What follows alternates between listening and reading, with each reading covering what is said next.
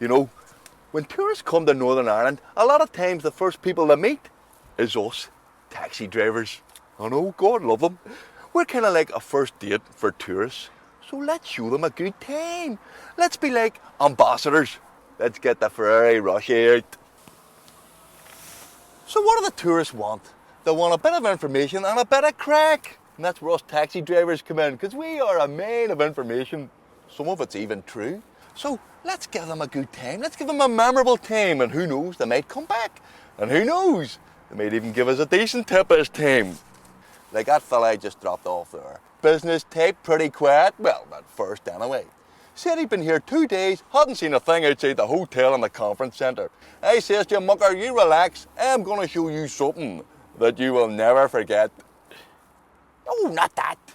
Just pointed out a few things on the way to the airport. That's what this here DVD is all about.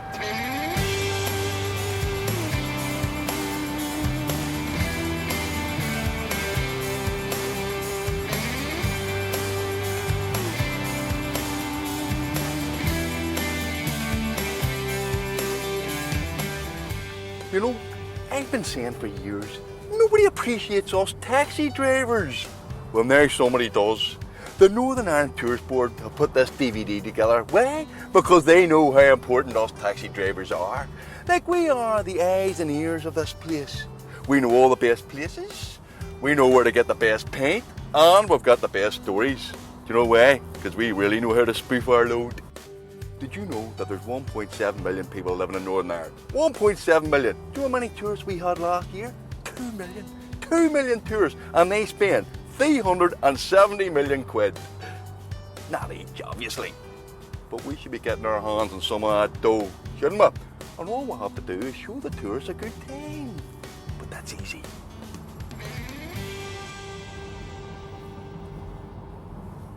Like, there's the Titanic area. Everybody in the world has heard of the Titanic, so point it out to them. The world's most famous ship was built here in Belfast. And if the tourists say, now hold on a minute, did the Titanic not sink? You can go, well, yes it did, but it was fine when it left here.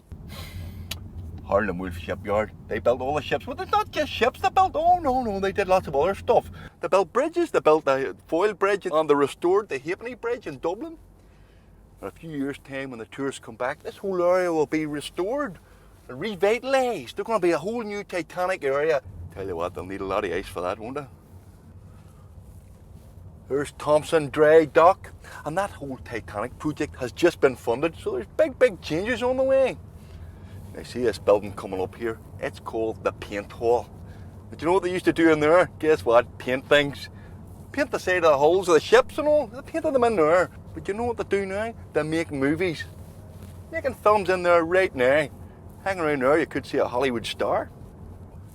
This here building is called the Drawing Office. And this is the very place where they actually designed the Titanic. Here, apparently they left some of the plans laying around.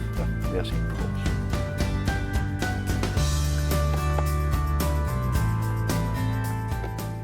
and right there's the Odyssey. It is stuffed full of bars, cinemas, restaurants. And see in the arena, you can see everything from ice hockey to Kylie Minogue. Kylie's actually been a few times. I says, dear, listen, love, I'm married, leave me alone, will ye?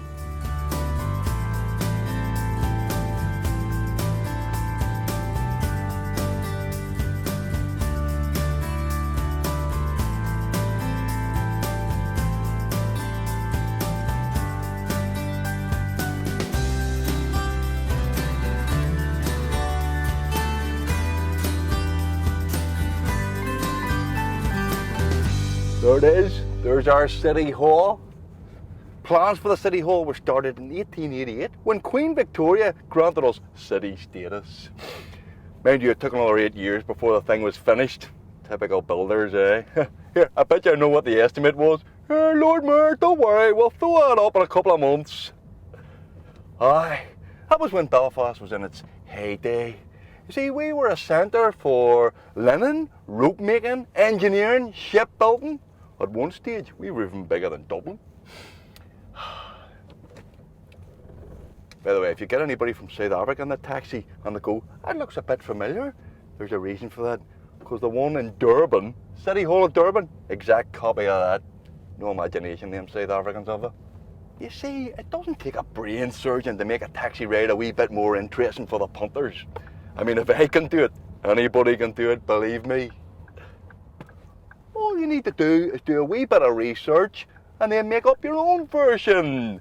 Try and keep it interesting, have a bit of a laugh, just a bit of a chin wag.